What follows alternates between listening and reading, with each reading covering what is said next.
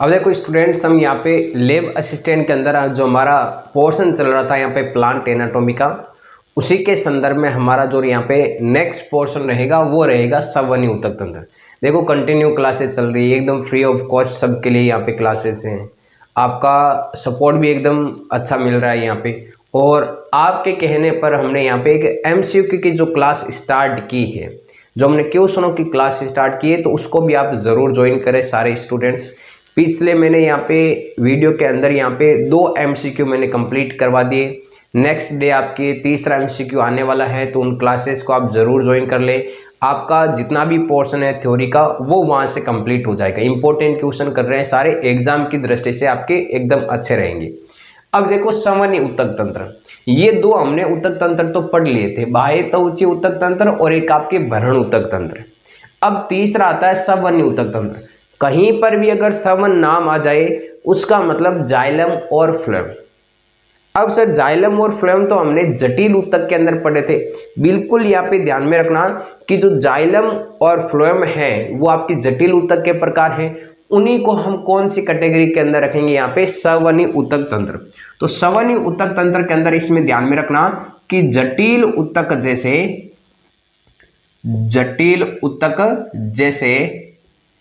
जैसे जाइलम व phloem, xylem plus phloem, वो आपके इसी कैटेगरी के अंदर आएंगे। किसके अंदर, यहाँ पे संवहनी ऊतक तंत्र के अंदर आएंगे। नेक्स्ट पोर्शन ये ध्यान में रखना यहाँ पे बात कि सर ये जो जाइलम और फ्लोएम है ये मिलकर आपके संवहन बंडल का निर्माण करेंगी। किसका निर्माण करेंगे, यहाँ पे संवहन बंडल का निर्माण करेंगे। अब ये संवहन बंडल का मतलब क्या होगा, मतलब जाइलम और फ्लोएम जब ये एक साथ मिल जाएंगे तो किसका निर्माण करेंगे, यहाँ पे संवहन बंडल का निर्माण करेंगे। ये बात आपको यहाँ पे पता रहनी चाहिए। अब एक थोड़ा सा यहाँ पे द्विबीजपत्री पादप और एक बीजपत्री पादप के बारे में तो आप जानते हो, लेकिन थोड़ा सा यहाँ से आपके सामने थोड़ा डिफरेंस ध्यान में रखना है। क्या ध्यान में रखना है कि जो संवहन बंडल होते हैं, ये संवहन बंडल आपके सामने यहाँ पे 2 प्रकार के होंगे। कितने प्रकार के संवहन बंडल, 2 प्रकार के। देखो इसको समझो यहाँ पे संवहन बंडल को कि 2 प्रकार कौन कौन से। सबसे पहला जो संवहन बंडल का प्रकार आता है वो आता है यहाँ पे खुला संवहन बंडल। कौन सा होता है, यहाँ पे खुला संवहन बंडल। और नेक्स्ट जो दूसरा है वो दूसरा हो जाएगा यहाँ पे बंद संवहन बंडल, बंद संवहन बंडल। ये हमारे सामने 2 संवहन बंडलों के प्रकार रहेंगे। अब खुला संवहन बंडल किस में होगा, एग्जाम के अंदर पूछा जा सकता है, तो ये ध्यान में रखना यहाँ पे द्विबीजपत्री पादप के अंदर। किसके अंदर, यहाँ पे द्विबीजपत्री पादप के अंदर किस प्रकार का संवहन बंडल पाया जाता है, तो ध्यान में रखना खुले प्रकार का संवहन बंडल पाया जाता है। बंद प्रकार का जो संवहन बंडल है ये ध्यान में रखना है यहाँ पे कि जो एक बीजपत्री पादप है उन एक बीजपत्री पादपों के अंदर आपकी बंद प्रकार का संवहन बंडल पाया जाता है। क्लियर है ना बात यहाँ पे। अब ये खुला का मतलब क्या हुआ और बंद का मतलब क्या हुआ, मतलब हम ये कह सकते हैं कि जितने भी द्विबीजपत्री पादप है उनमें वे जाइलम व फ्लोएम के बीच, जाइलम व फ्लोएम के बीच, जाइलम व फ्लोएम के बीच कैम्बियम उपस्थित होती है, कैम्बियम उपस्थित होती है। तो ये आपको ध्यान में रखना है कि जो जाइलम और फ्लोएम होते हैं उनके बीच में कैम्बियम पाई जाती है। लेकिन एक बीजपत्री के अंदर जो आपके बंद प्रकार का संवहन मंडल है इसके अंदर यहाँ पे ध्यान में रखना कि जो जाइलम और जो फ्लोएम होगा उनके बीच में कैम्बियम नहीं पाई जाती है। तो कैम्बियम की उपस्थिति के आधार पे संवहन मंडल कितने टाइप्स के, 2 टाइप्स के। सबसे पहला कौन सा, खुला। खुला का मतलब इसमें कैम्बियम पाई जाएगी, बंद, बंद का मतलब इसके अंदर यहाँ पे कैम्बियम नहीं पाई जाएगी। क्लियर है ना बात यहाँ पे। तो ये डाइकोट और मोनोकोट के अंदर यहाँ पे विशेष तौर से आपको यहाँ पे ध्यान में रखना है। अब ध्यान में रखना कि भाई ये कैम्बियम क्या कार्य करेगी, तो ये कैम्बियम ध्यान में रखना आपके द्वितीयक उत्तक को बनाएगी। द्वितीयक उत्तक का क्या करती है, निर्माण करती है, द्वितीयक उत्तक का निर्माण करती है। तो सर अगर द्वितीयक उत्तक नहीं बनेंगे, यहाँ पे सेकेंडरी टिश्यू नहीं बनेंगे तो क्या होगा, तो ध्यान में रखना सेकेंडरी टिश्यू नहीं बनेंगे तो आपके सेकेंडरी जो ग्रोथ है, सेकेंडरी जो ग्रोथ है वो नहीं हो पाएगी। सेकेंडरी ग्रोथ का मतलब द्वितीयक वृद्धि नहीं हो पाएगी। ये आपके लैब असिस्टेंट के लिए अंदर टॉपिक है, बिल्कुल लिखा हुआ है कि द्वितीयक वृद्धि भी आपको पढ़ना है। तो ध्यान में रखना, जिसमें कैम्बियम होगी तो वो आपके द्वितीयक उत्तक बनाएंगे, और द्वितीयक उत्तक बनाएंगे मतलब सेकेंडरी ग्रोथ होगी। सेकेंडरी ग्रोथ का मतलब द्वितीयक वृद्धि। अभी हम पढ़ेंगे सेकेंडरी ग्रोथ क्या होती है। तो एक बार इतना ध्यान में रखना कि द्विबीजपत्री पादप जितने भी है उनके अंदर आपके सेकेंडरी ग्रोथ होती है। लेकिन सर आपके जो एक बीजपत्री पादप है, अभी आपने बताया था कि एक बीजपत्री पादपों के अंदर कैम्बियम नहीं होती है, तो इनके अंदर कैम्बियम नहीं होती है। लेकिन ये जो कैम्बियम है ना यहाँ पे, तो कैम्बियम अनुपस्थित, तो इसके अंदर यहाँ पे ध्यान में रखना कि जो द्वितीयक उत्तक है, ये द्वितीयक उत्तक भी इसके अंदर नहीं बनेगा। और जब द्वितीयक उत्तक नहीं बनेगा तो इसके अंदर जो द्वितीयक वृद्धि है वो द्वितीयक वृद्धि भी आपको देखने को नहीं मिलेगी। तो सर सीधा सा मतलब हो गया यहाँ पे कि एक बीजपत्री जितने भी प्लांट्स है उनके अंदर सेकेंडरी ग्रोथ नहीं होती है, लेकिन आपकी द्विबीजपत्री प्लांट है उनके अंदर सेकेंडरी ग्रोथ होती है। तो ये सेकेंडरी ग्रोथ का जो आपकी कॉन्सेप्ट है वो यहाँ पे क्लियर हो जाना चाहिए। सेकेंडरी ग्रोथ किसके कारण होगी? कैम्बियम के कारण। कैम्बियम किस में नहीं होता? एक बीजपत्री के अंदर। इधर द्विबीजपत्री के अंदर कैम्बियम होता है, इस कारण यहाँ पे इसकी द्वितीयक वृद्धि। अब देखो नेक्स्ट पोर्शन यहाँ पे कुछ और इसमें यहाँ पे टाइप्स है। कौन कौन से टाइप्स है यहाँ पे कि हमारे सामने की जो जाइलम व फ्लोएम है, जाइलम व फ्लोएम, अगर ये ध्यान में रखना यहाँ पे एकांतर क्रम में भिन्न भिन्न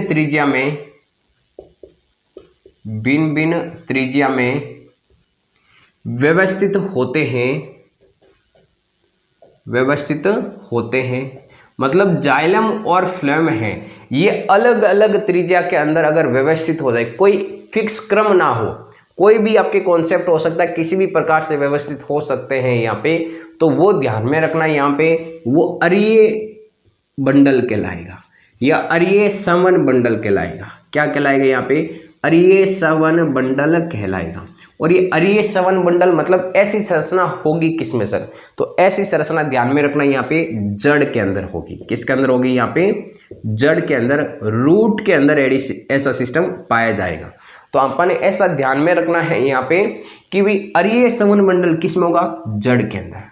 अरीय सवन बंडल का मतलब जाइलम और फ्लोएम एकांतर क्रम में अलग अलग त्रिज्या में व्यवस्थित होते हैं, तो उससे हम यहाँ पे अरीय सवन बंडल कहते हैं।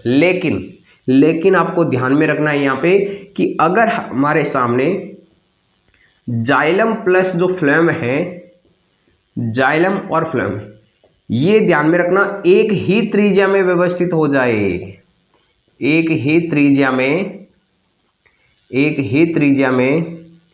व्यवस्थित हो जाए तो उसे हम यहाँ पे संयुक्त संवहन बंडल कहते हैं। संयुक्त संवहन बंडल कहते हैं। तो संयुक्त संवहन बंडल का मतलब कि अगर जाइलम और फ्लोएम एक फिक्स त्रिज्या के अंदर व्यवस्थित हो जाए तो आपकी संयुक्त संवहन बंडल। तो ऐसी संरचना किस में होगी सर? तो ऐसी संरचना यहाँ पे एक तो पत्तियों के अंदर आपको देखने को मिलेगी, और इसके अलावा जो स्टेम वाला पार्ट है, जो तने वाला पार्ट है, उसके अंदर ऐसी संरचना देखने को मिलेगी। तो हमें यहाँ पे संवहनी ऊतक तंत्र के अंदर क्या क्या होता है? जाइलम फ्लोएम, जिन्हें हम सम्मिलित रूप से संवहन बंडल कहते हैं। कितने टाइप्स के? 2 टाइप्स के होते हैं यहाँ पे। एक तो संवहन यहाँ पे खुला संवहन बंडल हो गया, और एक आपके बंद संवहन बंडल हो गया। खुले का मतलब आपके द्विबीजपत्री पादपों के अंदर खुला होता है, एक बीजपत्री पादपों के अंदर बंद होता है।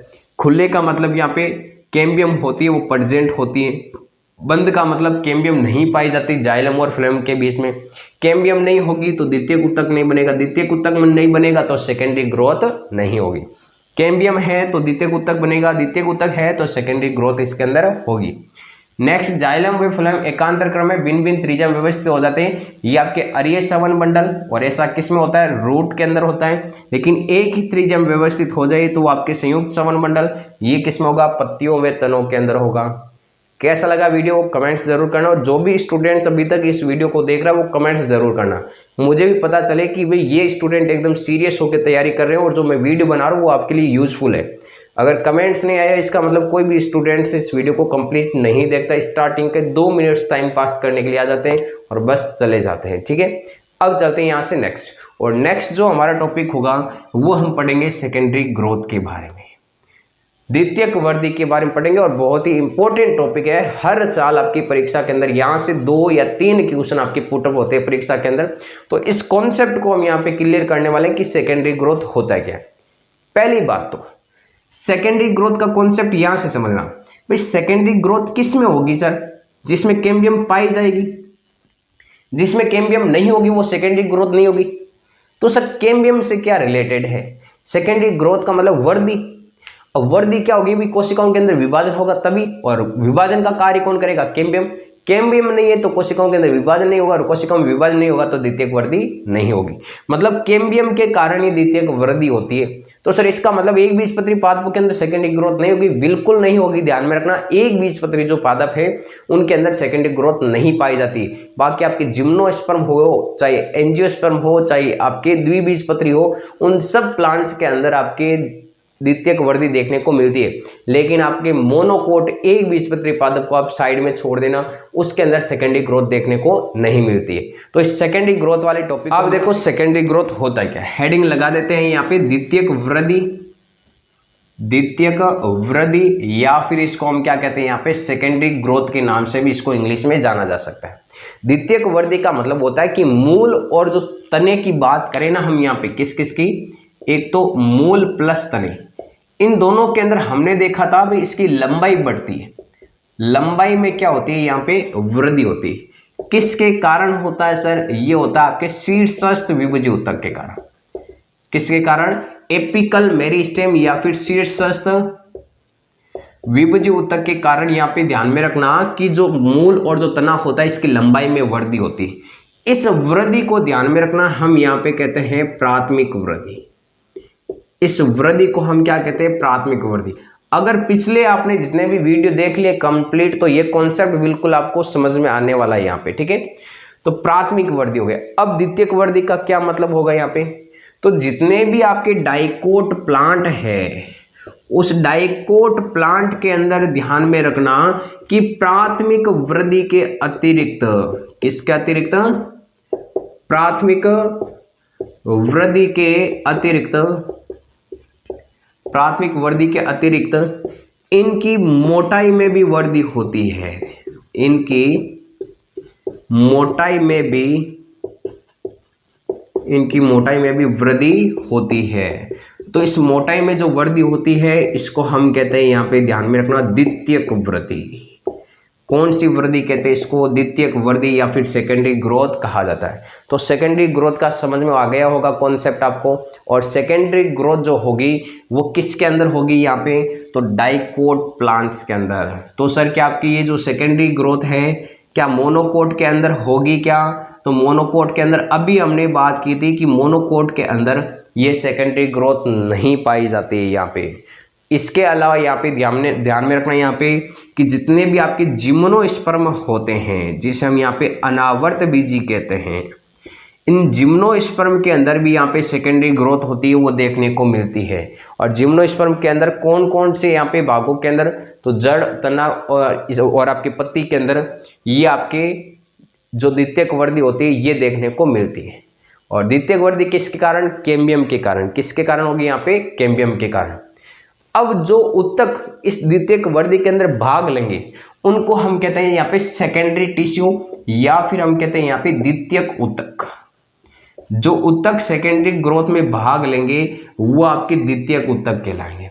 और हमारे सामने यहाँ पे ध्यान में रखना कि जो द्वितीयक ऊतक है वो आपके 3 टाइप्स के होते हैं। उन 3 टाइप्स के द्वितीयक ऊतक को पढ़ना बहुत ही जरूरी है। वैसे तो हमने पहले पढ़ चुके हैं, लेकिन थोड़ा थोड़ा कॉन्सेप्ट और हम सेकेंडरी ग्रोथ से रिलेटेड उनको यहाँ पे याद करते जाएंगे। तो सबसे पहला जो आपके द्वितीयक ऊतक होता है वो होता है पार्श्वीय मेरिस्टेम। पार्श्वीय मेरिस्टेम, मेरिस्टेम के 3 भाग पढ़े थे, उनमें से आपके एक जो टाइप है वो पार्श्वीय मेरिस्टेम, ये आपके सेकेंडरी टिश्यू के अंदर आता है। इसके अलावा यहाँ पे संवहन कैम्बियम, क्या हो जाएगा यहाँ पे, संवहन कैम्बियम। ये पूरा एकदम डिटेल से पढ़ेंगे क्या होता है क्या नहीं होता है। एक बार मैं इनके नाम लिख देता हूँ। पार्श्वीय मेरिस्टेम हो गया, संवहन कैम्बियम हो गया, और इसके अलावा ध्यान में रखना 3rd नंबर कॉर्क कैम्बियम। कौन सा, कॉर्क कैम्बियम। तो ये हमारे सामने सेकेंडरी टिश्यू है वो आपके 3 हो गए, पार्श्व मेरिस्टेम, श्रवण केम्बियम, कोर केम्बियम। ये सेकेंडरी टिश्यू क्या करेंगे, आपके सेकेंडरी ग्रोथ करेंगे, मतलब पादप की जो मोटाई होगी उसको बढ़ाने में सहायता करेंगे। अब इन तीनों के बारे में हम नेक्स्ट वीडियो लेक्चर के अंदर पढ़ेंगे। और अंत तक कोई स्टूडेंट जुड़ा हुआ है फिर से तो कमेंट्स जरूर करना कि भाई सर मैं अभी तक इस वीडियो को देख रहा हूँ, मुझे भी लगे कि भाई आप क्लासेस देख रहे हो, जो मैं क्लासेस बना रहा हूँ वो आपके लिए यूजफुल है। मिलते हैं वापस नेक्स्ट वीडियो के अंदर।